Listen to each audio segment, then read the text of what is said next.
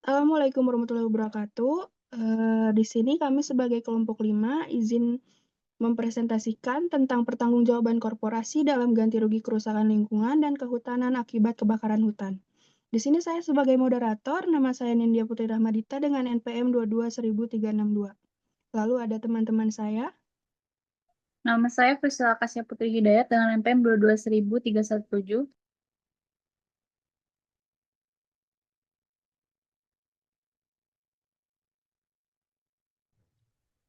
Nama saya Nijar Fajar Ifanial dengan NPM 22191.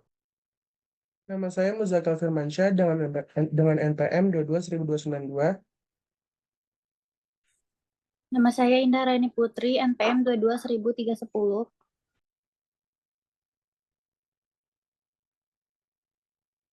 Nama saya Amelia Vega dengan NPM 22319. Oke, di sini saya izin mempresentasikan tentang pengertian umum dari pencemaran atau kerusakan lingkungan. Pencemaran atau kerusakan lingkungan hidup merupakan kondisi penurunan kualitas lingkungan akibat masuknya zat, energi, atau komponen yang mengganggu fungsi ekosistem secara alami. Hal ini disebabkan oleh berbagai aktivitas manusia seperti industrialisasi, eksploitasi sumber daya alam, dan pertumbuhan penduduk yang tidak terkendali. Jenis pencemaran meliputi pencemaran udara, air, dan tanah yang ditandai dengan masuknya zat berbahaya yang merusak kualitas lingkungan.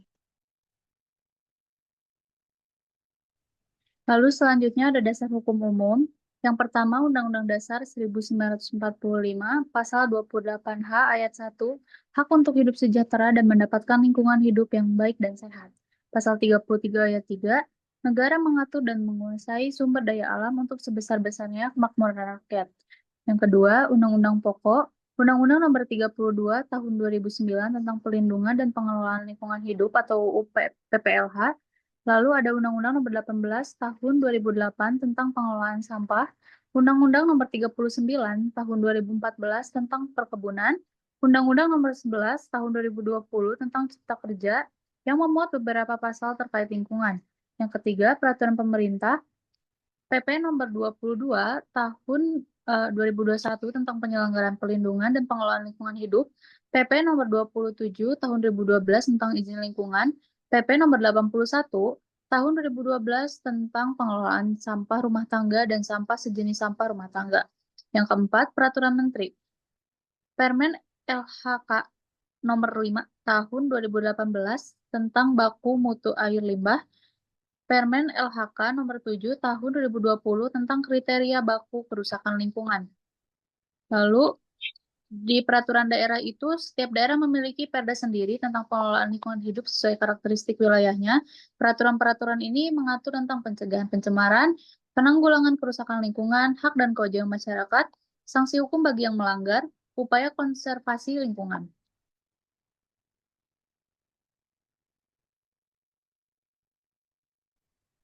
Selanjutnya ada pengertian pertanggungjawaban mutlak, di mana pertanggungjawaban secara mutlak atau strict liability adalah bentuk tanggung jawab hukum di mana pelaku usaha atau kegiatan bertanggung jawab atas kerugian yang terjadi tanpa perlu pembuktian adanya unsur kesalahan. Dalam konteks hukum lingkungan hidup di Indonesia, prinsip ini diatur dalam pasal 88 Undang-Undang Nomor 32 Tahun 2009 tentang Perlindungan dan Pengelolaan Lingkungan Hidup atau UU PPLH. Selanjutnya, pasal tersebut menyatakan bahwa setiap orang yang tindakannya, usahanya, atau kegiatannya menggunakan bahan berbahaya dan beracun atau B3, menghasilkan dan atau mengelola limbah B3 atau menimbulkan ancaman serius terhadap lingkungan hidup bertanggung jawab mutlak atas kerugian yang terjadi tanpa perlu pembuktian unsur kesalahan. Prinsip ini berlaku sebagai lex specialis dalam kasus perbuatan melawan hukum yang berkaitan dengan kerusakan lingkungan. Namun, tanggung jawab mutlak dapat dibantah jika terbukti bahwa kerusakan atau pencemaran lingkungan disebabkan oleh faktor di luar kendali pelaku, seperti bencana alam, keadaan memaksa atau force majeure, atau tindakan pihak ketiga. Selanjutnya, ada bentuk pertanggungjawaban korporasi, di mana yang pertama, pembayaran ganti rugi untuk biaya pemulihan lingkungan dan kompensasi atas kerugian yang terjadi. Lalu yang kedua, pemulihan lingkungan dengan merehabilitas ekosistem, seperti memperbaiki kerusakan lahan, flora, fauna, dan fungsi hidrologis. Selanjutnya yang ketiga, kepatuhan terhadap regulasi seperti AMDAL, pelaksanaan sistem peringatan dini, dan pengawasan pengelolaan lingkungan. Selanjutnya yang keempat, tanggung jawab mutlak atau strict liability, di mana korporasi ini bertanggung jawab tanpa pembuktian kesalahan. Selanjutnya yang terakhir ada penerapan sanksi tambahan seperti pencabutan izin usaha atau sanksi pidana jika ditemukan pelanggaran hukum yang serius. Baik, izinkan saya untuk melanjutkan. Selanjutnya ada aspek-aspek. Dalam pertanggungjawaban korporasi, ini dilibatkan pertimbangan hukum, hakim yang menentukan pertanggungjawaban korporasi PT, ATGA. Hakim mempertimbangkan beberapa aspek, antara lain yang pertama, ada sumber kebakaran. Kebakaran yang terjadi di lahan PT ATGA disebabkan oleh tindakan manusia dan bukan peristiwa alam. Lalu yang kedua, ada kesiapan menghadapi resiko. Korporasi dianggap tidak mempersiapkan diri secara optimal untuk mencegah kebakaran. Hal ini berdasarkan pasal 12 PP nomor 4 tahun 2001 tentang pengadilan kerusakan dan atau pencemaran lingkungan hidup yang berkaitan dengan kebakaran hutan atau lahan. Lalu yang ketiga, ada ancaman serius. Aktivitas korporasi yang menggunakan bahan berbahaya dan menghasilkan limbah dapat mengancam lingkungan, sehingga memenuhi kriteria untuk dikenakan tanggung jawab mutlak.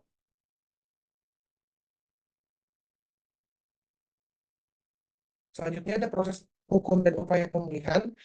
Tanggung-jawaban korporasi dalam kerusakan lingkungan akibat kebakaran hutan dapat diproses melalui jalur hukum yang melibatkan berbagai regulasi lingkungan hidup dan kehutanan di Indonesia. Proses ini mencakup mekanisme penyelidikan, sanksi, serta upaya pemulihan lingkungan yang bertujuan untuk memulihkan kerusakan yang ditimbulkan.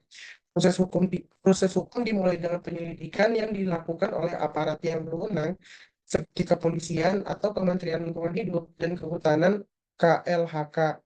Penyelidikan dan penyidikan dimulai setelah terjadinya kebakaran yang menimbulkan kerusakan. Tindakan pidana, jika ditemukan bukti bahwa kebakaran hutan disebabkan oleh kelalaian atau kesengajaan dari pihak korporasi, maka mereka dapat dikenakan sanksi pidana sesuai dengan pasal 99 sampai 105 Undang-Undang Nomor 32 Tahun 2009. Lalu ada ganti rugi dan pemulihan lingkungan. Selain sanksi pidana, korporasi yang terbukti menyebabkan kerusakan lingkungan juga diwajibkan untuk membayar ganti rugi. Ganti rugi ini dapat mencakup biaya pemulihan lingkungan yang melibatkan reboisasi, rehabilitas lahan, dan pengelolaan hutan secara berkelanjutan. Lalu selanjutnya ada restorasi ekologis. Upaya pemulihan lingkungan dilakukan dengan tindakan rehabilitas lahan seperti penanaman pohon, pembersihan, dan pemulihan ekosistem yang terganggu oleh kebakaran hutan. Sanksi administratif dikenakan jika korporasi tidak mematuhi regulasi lingkungan hidup yang ada, seperti kewajiban untuk melakukan pengelolaan hutan yang ramah lingkungan. Sanksi administrasi bisa berupa denda pembentukan izin atau pencabutan izin usaha. Selanjutnya ada kewajiban korporasi untuk menghentikan praktik yang rusak.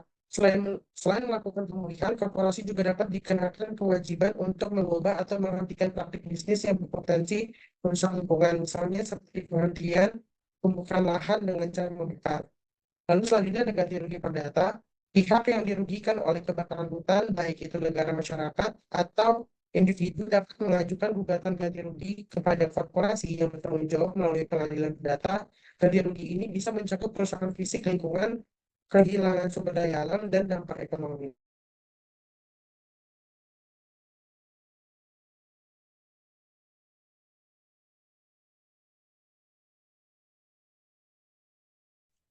Kemudian ada tindak pidana, hakim mempertimbangkan pasal 88 yang dimuat dalam Undang-Undang Nomor 32 Tahun 2009 tentang PPLH, bahwa setiap orang yang tindakannya, usahanya, dan atau kegiatannya menggunakan B3, menghasilkan dan atau mengelola limbah B3, dan atau menimbulkan ancaman serius terhadap lingkungan hidup bertanggung jawab mutlak atas kerugian yang terjadi tanpa perlu pembuktian unsur kesalahan. Ketentuan tersebut menjelaskan bahwa seseorang atau subjek hukum bertanggung jawab mutlak tanpa perlu pembuktian kesalahan. Sanksi pidana yang dapat dikenakan terhadap pelanggaran hukuman lingkungan hidup termasuk yang pertama itu ada denda. Pelanggar dapat dikenakan denda dengan jumlah yang bervariasi tergantung pada jenis pelanggaran. Kemudian ada ganti rugi. Selain sanksi pidana, pelaku juga dapat diwajibkan untuk membayar ganti rugi atas kerugian yang timbul dari akibat tindakan mereka. Dan yang terakhir ada hukuman penjara untuk pelanggaran tertentu, pelaku dapat dijatuhkan hukuman penjara.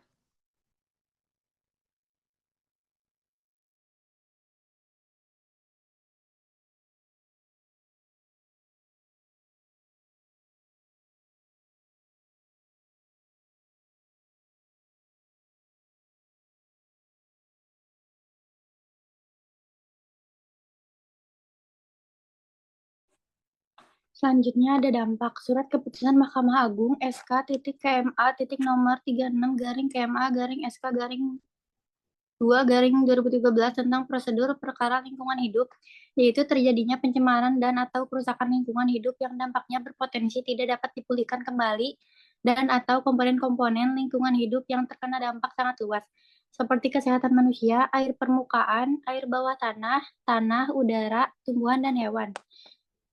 Ancaman serius dibuktikan juga bahwa kejadian kebakaran yang terjadi di atas lahan PT Atga yang mengakibatkan banyak masyarakat mengalami penyakit saluran pernafasan dan kegiatan belajar anak-anak sekolah sempat dihentikan atau diliburkan, juga kegiatan penerbangan terganggu akibat kabut asap.